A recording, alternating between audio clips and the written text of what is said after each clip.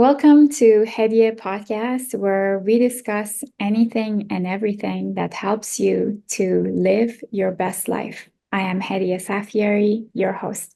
My guest today is Cory Allen, an author of your book is Now is the Way, podcaster, meditation teacher, and mentor from Austin, Texas, featured in New York Best Times, Success, Medium, and many more. I'm thrilled that you could make it here, and I'm very happy to speak with you. Welcome. Awesome. Thank you so much for having me. Happy to be here with you. So, I've been very inspired by your work. I love what you do, and you talk about self improvement, mindfulness, mental clarity, mindset, all of the things that I resonate with and I talk about a lot. And I've been fascinated by some of the quotes I read. And I love that you shared right on top of your profile on Instagram. It says, I write slow thoughts for fast times, which I love. It's so true.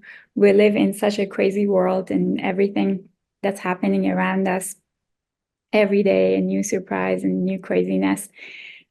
It's so important to take the time to slow down and really be still and practice mindfulness, which is what you're all about. So I'm excited about this conversation.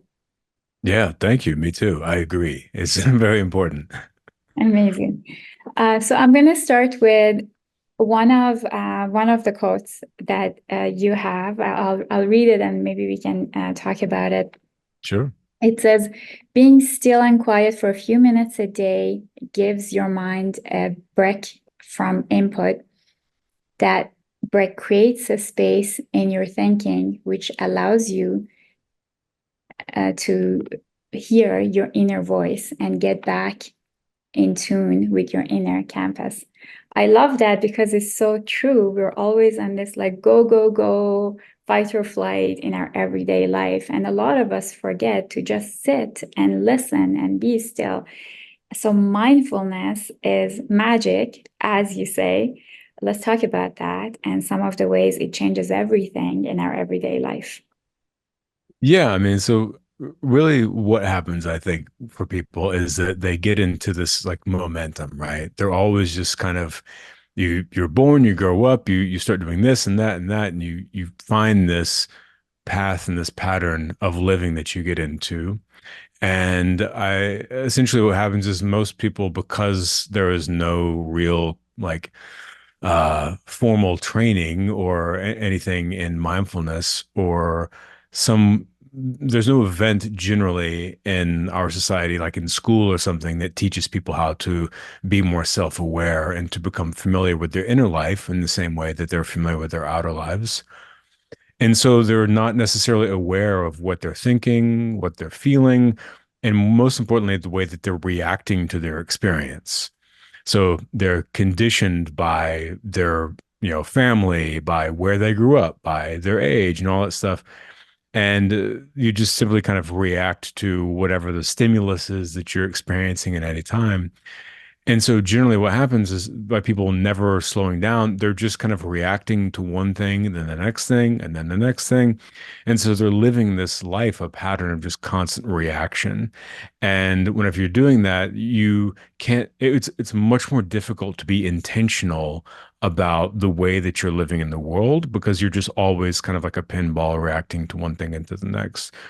And so mindfulness and meditation is really valuable because you're able to slow things down, to break that pattern of reaction, and to begin to pay closer attention to what it is that you're doing in the moment, like what you're saying in the moment, what your actions are in the moment, what your intentions and motivations are in the moment, and how that will have, repercussions in your life and the lives of people around you. And the more that you practice that, the more natural it becomes. And that now, of course, we're getting into being present. So the more you practice this, the more present you are, and therefore the more ownership you have over your own experience and how you exist in the world.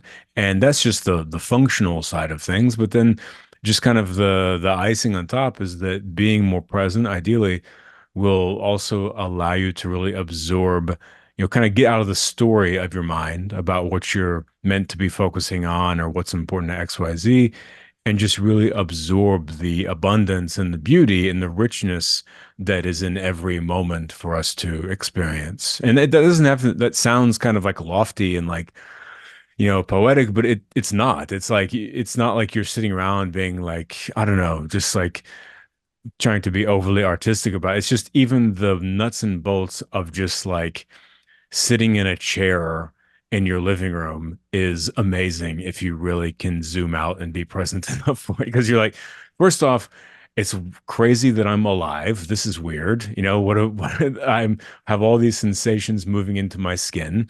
Someone designed this chair that I'm sitting in. I'm in like air conditioning. I'm like hypothetically healthy. I feel good. There's all this stuff going on. And yeah, it's just can be just the mere act of existing is pretty brilliant if you're open enough to it. And a lot of us forget. Oh yeah. A lot of us forget. Even when we're sitting down, we don't see all those things that you just mentioned. Every little thing that we just exist, and the fact that I have a chair to sit on, have a comfy home, or I am healthy, or I have like all these things. So the act of gratitude itself, right? Hmm. That plays a huge role. Oh, And totally.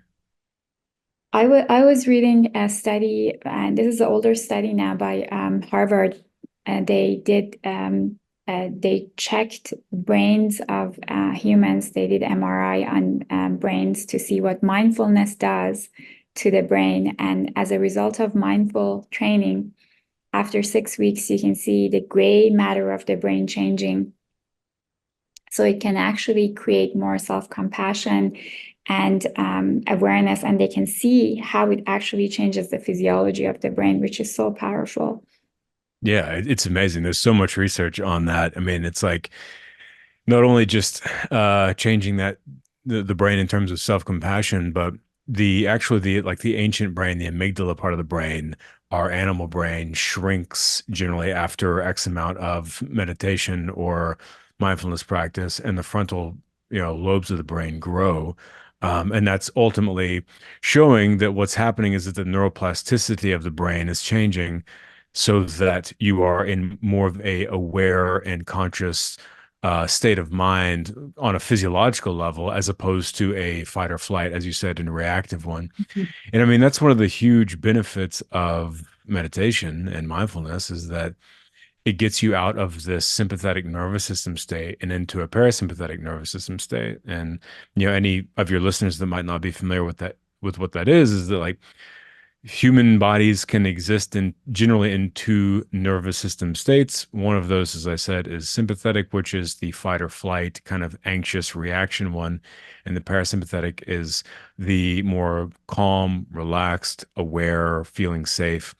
And someone they call that the rest and digest system because your body automatically goes into that state after eating, after using the bathroom, after sex, any of those things. And so the key is what you want to do is get into that state more frequently, and ultimately you could be in that nervous system state for the majority of your experience. And what's kind of fascinating is that if you consider why people are in a sympathetic nervous system state, feeling anxious and in this reactive fight or flight mode all the time, it's because the material in their mind, their thoughts, and the way that they're experiencing reality is full of anxiety and fear and so forth. And so the body doesn't really consider our environment in the same way that we're logically thinking about it, right? So if our mind is full of anxiety, our body actually thinks that the area outside of our skin is not safe, right? So just the same as, 100,000 years ago, we're walking through the middle of the jungle or something like that, and there's like a jaguar hanging out over there, we would go into that fight or flight mode because we're like, our environment isn't safe, and our mind would feel anxiety. Now in the modern world, people are experiencing the same thing, but because of the complexity of the modern world and all of the just general sort of things that give us all anxiety these days, people are living in that state because, it's as if they are in this threatened, unsafe sort of environment. And so whenever you meditate, what you're literally doing is sending signals through slow breathing. You're literally sending signals from your body to your mind that your body is safe. And so the mind starts to switch over to a different state of existing because it's like, oh, okay, the body is not in danger. We can go to that rest and digest mode. We can relax. We can get out of this reactive kind of state and start, living more in that calm and present state. And, I mentioned neuroplasticity earlier. That's again, for any of your listeners that's not familiar, at the end of the day, we're animals and our body is always trying to optimize our use of energy as much as possible because even though and we're very fortunate to, have food, most of us have food around everywhere, like our body still is operating off of a information system that's hundreds of thousands of years old in our evolutionary psychology. So it's like, keep eating, keep like searching for hunting and gathering essentially. And so anyway, so the meditation and whatnot will really just make it to where well, I was explaining neuroplasticity, sorry. So basically we're optimizing and our body's always trying to use as little information and little as energy as possible. So as we repeat consistent behaviors, our brain synapses rewire so that the neurons in our brains can communicate with less effort. And so essentially, if we can repeat practices and habits over and over, what will happen is that our brains will then rewire to make it easier for us to do those things so that we conserve energy. And therefore, our natural state of being and thinking will be in those new patterns that we created intentionally, as opposed to the ones that were created just by chance in our, upbringing.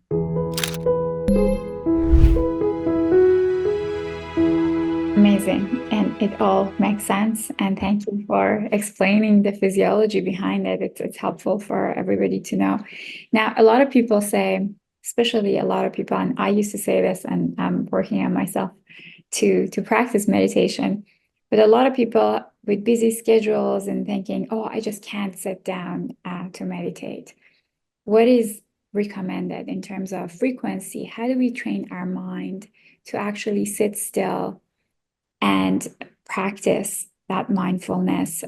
If you have very limited time, what is recommended? What is the minimum? How many minutes a day? Does it have to be every day? Does it a few times a week? What's recommended? Yeah, so definitely consistency is really valuable in meditation because there's a lot of, you get compound interest off of it. Because, kind of as I just described, whenever you're repeating the behavior consistently, it's having that physiological change in the body and it starts slowly happening and then it gets stronger and stronger and stronger. So if you meditate one time, you might get out of the current state of anxiety you're in. You might go, okay, I feel a little bit more relaxed, but it doesn't mean that tomorrow, you're going to now have a toolkit and your body will have changed to where it's going to not get into that anxiety state again. But if you consistently meditate on a daily basis, or even like I recommend like 5 times a week, that way that's plenty enough to build the long-term change, but it's not so much that it starts feeling like a chore or that you get bored with it or something like that. Like you can take the weekends off, essentially. Um, and as far as duration goes, I mean, I think people like honestly, I think people just need to get real, like with their time. It's like you've got 5 minutes. Like if the president has 5 minutes to do something, I mean, you got 5 minutes. You're not that busy. It's about prioritization and remembering, what it is that you want to do and just being real with yourself if you actually want to do it. It's like people you could say like, "Oh, that sounds nice, but I can't do it." It's like, well, I mean, if you wanted to do it, you would do it. But because in even 5 minutes is useful. I mean, it's really useful. Certainly better than nothing. And 1 minute is better than nothing. But I would suggest for someone who's just starting to try 5 minutes a day, 5 times a week, and not only don't overthink it, but actually underthink it. Mhm. Like, don't like kind of forget your preconceived notions about it. Don't try and put a lot of pressure on yourself, or don't think it has to be one way or the other.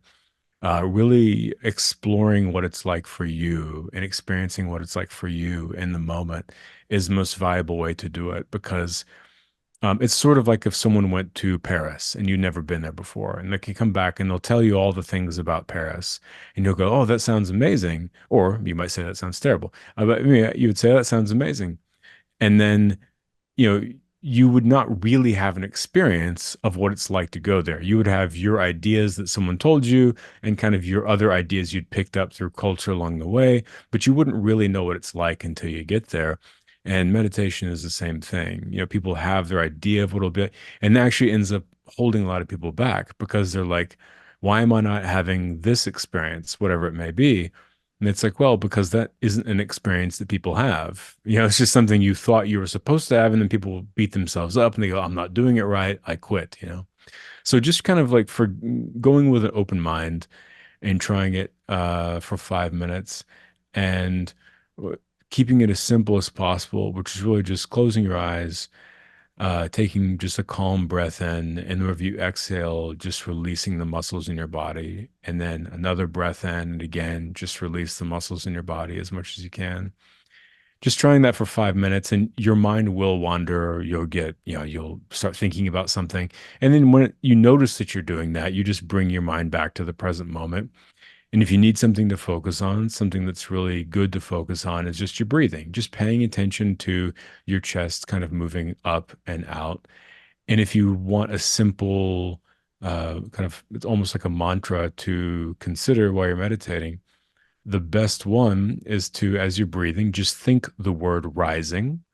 And Mhm, as you're exhaling, think the word falling. And in mhm, the space in between your breath, think the word sitting. So you would just think like rising, falling, sitting, rising, falling, sitting. And what that will do is it keeps the linguistic part of your mind focused on a task, kind of repeating a word so that you don't get pulled off into thinking about your taxes or something like that. mhm, And it keeps you focused on your breath so that you're conscious of breathing slowly and mindfully.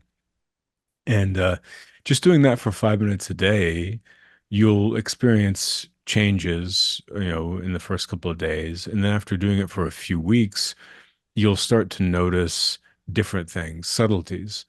What will happen is that, it's not like a light switch, that just one day you're like, oh, I meditate. Now everything's different. It's like anything. It's a skill. It slowly fades in, and it's an interesting area to be working on because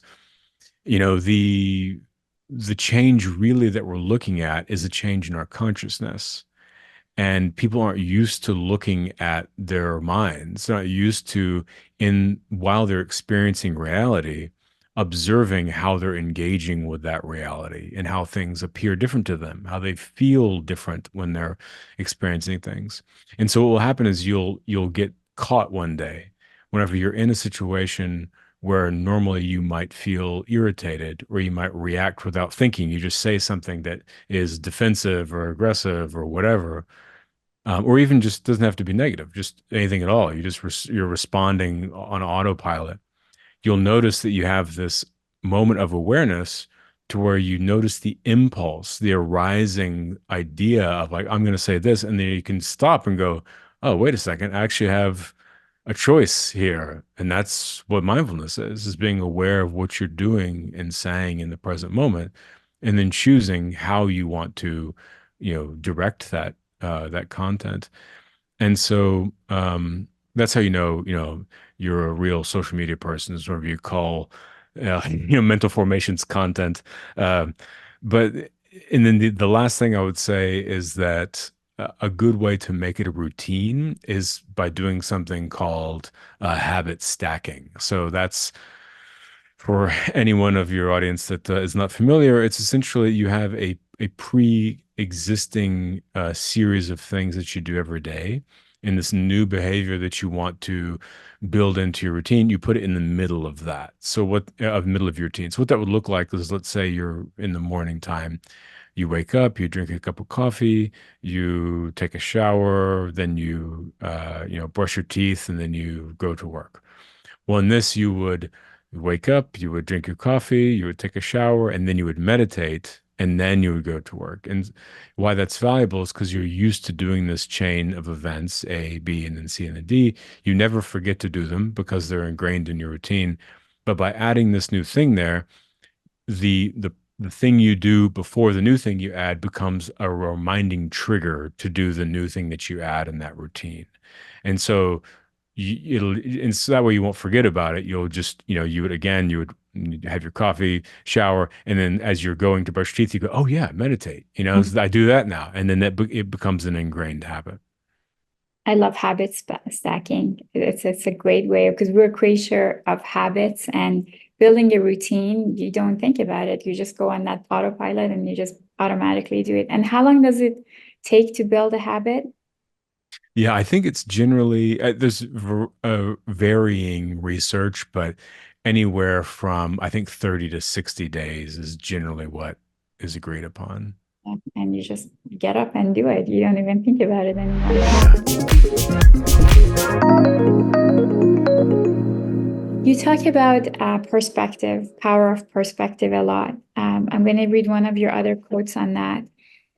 Reframing your perspective is a powerful move. When you feel stuck or resistant, pause and look for the upside.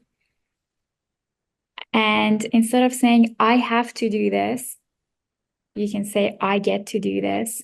Engages curiosity. I love that. And it's so true. Like a lot of times, a lot of the things that we're resistant to do is because of the way we think and our perspective. And how do we get to have a different perspective? Can you talk about that a little bit? Yeah, I mean, I think really just staying open Mhm. and not rushing to conclusions and assumptions about what you're experiencing in life, trying to remember that everything is ultimately how you see it, and every situation will change based on how you look at it. I mean, that's the biggest and one of the most powerful insights that I've had that served me, throughout my life, is just remembering that how you look at things is not only how they appear, but it's like, for example, that sounds perhaps a bit abstract, but let's say if you are really struggling financially and then you go out to dinner with someone, all you're going to be doing is checking the price of on the menu instead of the actual meal on the menu. So your perception and your perspective is shifted to focus on, the economical side of things. Mhm. If you're just falling in love with someone, you go out into the world and you notice all the other couples that are out there that are looking happy or unhappy, because you're thinking about that. And so our perspective and our perception is always like this kaleidoscope that's always shifting and focusing on different things. And, because the world, our mind is essentially just a representation of the world, then the world is a representation of our mind, right? So however we think is how we'll see things. And so in moments, especially difficult moments, it's really valuable to, instead of just reacting and attaching yourself to this one view of what you're experiencing, slowing things down a little bit, being a bit more open, leaving some space in there, and allowing some other thoughts to arise, allowing other viewpoints to arise, and yeah, not being so quick to just assume that things are the way that they appear immediately. And I'll say that, something I've learned uh, time and time again that's really valuable is like whenever we plan on trying to like accomplish something or we want something to work out a certain way, we get really excited about it, obviously, and then we work towards making that happen. The reality is that the things that we're trying to achieve aren't always going to work out. Really, most times they're not going to work out. Um, and to me, like noticing whenever something doesn't work out and just pausing and looking like, okay, what am I learning from this moment? Like, what new information have I couldn't have gotten elsewhere because if this had worked out, I wouldn't be thinking about it. I would just go, but because it didn't, my mind has switched and has shifted and is now thinking about things in a new way. What can I learn here and then pivot into maybe something even greater than I was trying to achieve before. And every single time that I've stayed open in that way, I've had ultimately an idea that was arise that was better than the initial thing that I was planning, you know? So just like staying in that open mindset as much as possible is really valuable, you know? 100%. A lot of times, a lot of us, so we know that, but a lot of past experiences hold us back. And you also talk about mental clarity a lot and how to let go of the past experiences to be able to experience the present. For people who struggle with that, with letting go, and we talk about letting go, but how do we let go? Yeah. Yeah, I would say, not to be a self-quoter here, but letting go is kind of a lifestyle change. It's not something that you just do once, but um I mean, the mindful element of things is really valuable because ultimately, to let go, you need to be aware of what is happening in the moment. What are you being triggered by? What is a past experience? The way it still has its hooks in you. How is that manifesting itself? And in what situations? So, meditation and mindfulness and just slowing things down is really valuable because in when you're in a situation and you start to actually notice like something from the past is coming and is affecting you emotionally or intellectually or physically, that is where you can really access some of that stuff and let it go because the awareness piece is very important. Mhm. So, for example, let's say that you sometimes are awkward socially. If you go out, there's certain things that, like, let's say if you feel like people are cooler than you are, whenever you go to a place, you get a little awkward and you don't feel like you can be yourself. Well, normally you would just go one of the situations when that happens, you go have a drink, or maybe you just kind of turn into someone else to try and, you know, deal with that situation because you're uncomfortable and then you don't really think about it and you're just a guy. But if you're being more mindful about the situation, you could feel that tension and that anxiety arising, feeling your body kind of changing. And you can be aware of that and be like, okay, here is this feeling that's arising. Now, what am I going to do with this feeling? Like Mhm. just kind of being present with it. Like it's not serving me.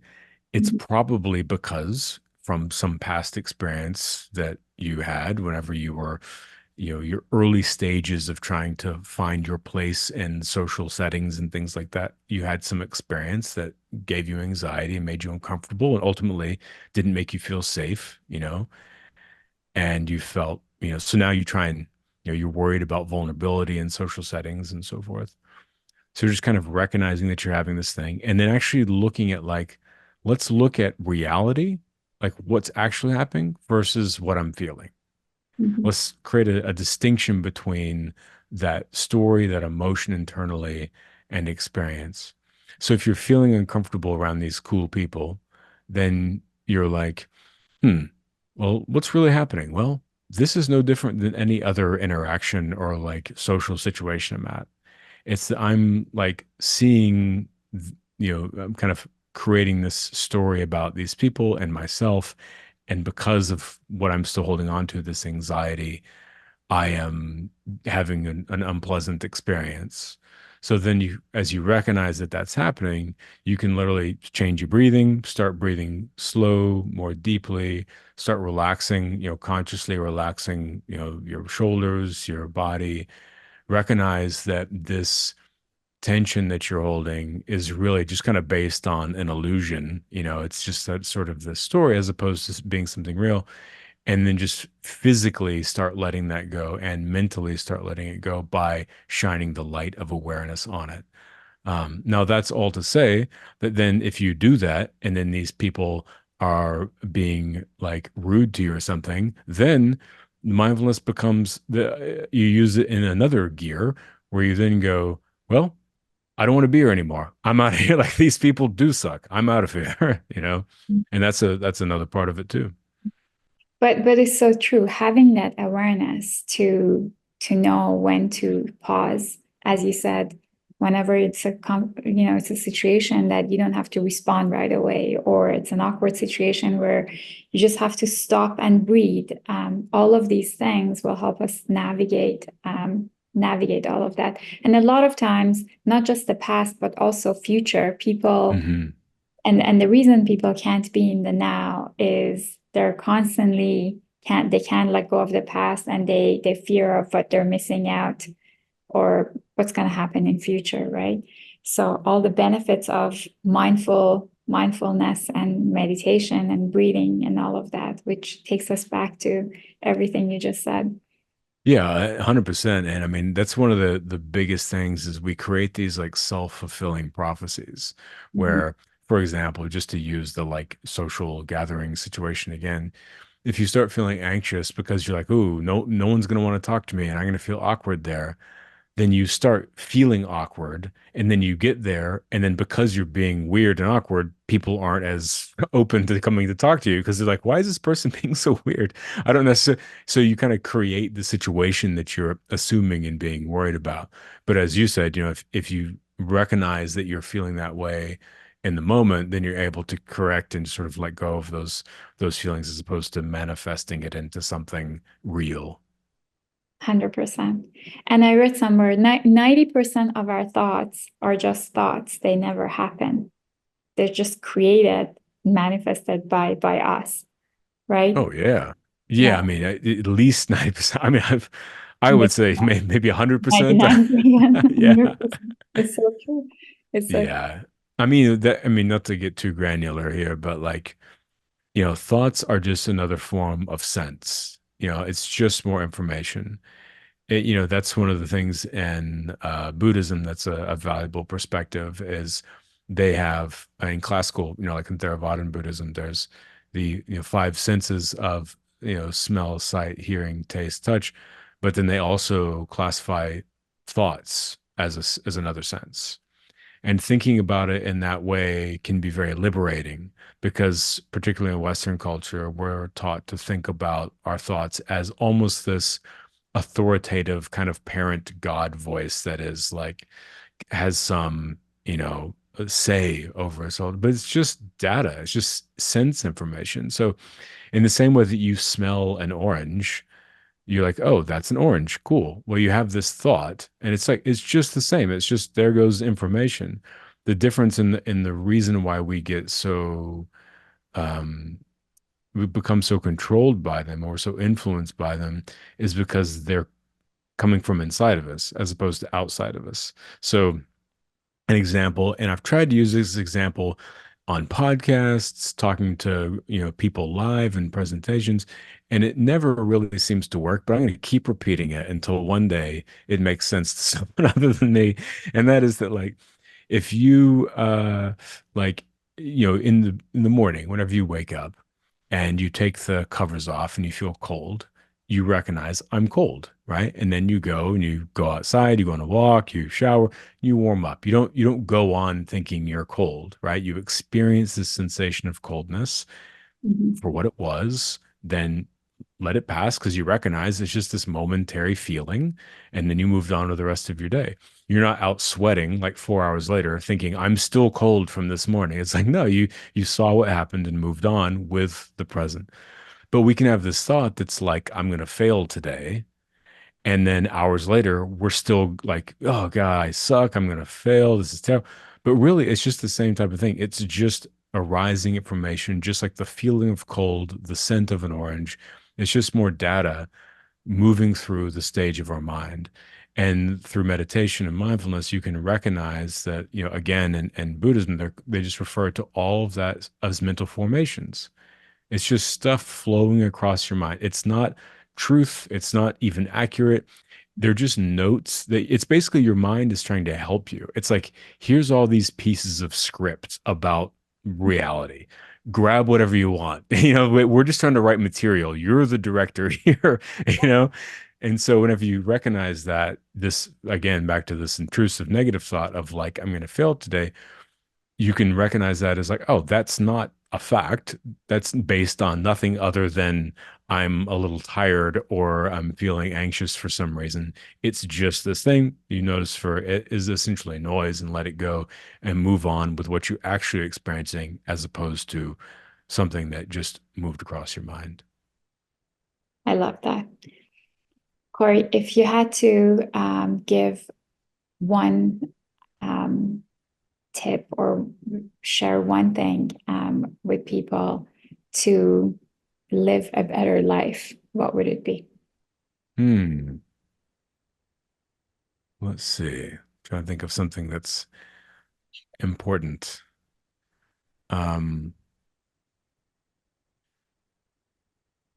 it was probably maybe I would say slow down and take yourself less seriously.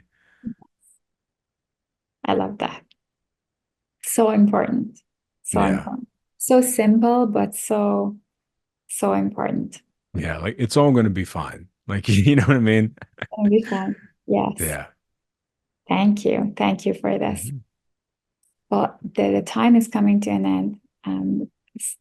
I loved this conversation. I learned so much from you and just all the importance of being in the moment. And guys, those of you who are listening, stop, breathe, and just let it go and take it easy. It's all fine. Yeah. Love that. Love that. Thank you. Great. Well, yeah. And thank you so much for inviting me on. I Of appreciate it. course. It was really nice meeting you. Thank you so much. Have a great day. All right. You too.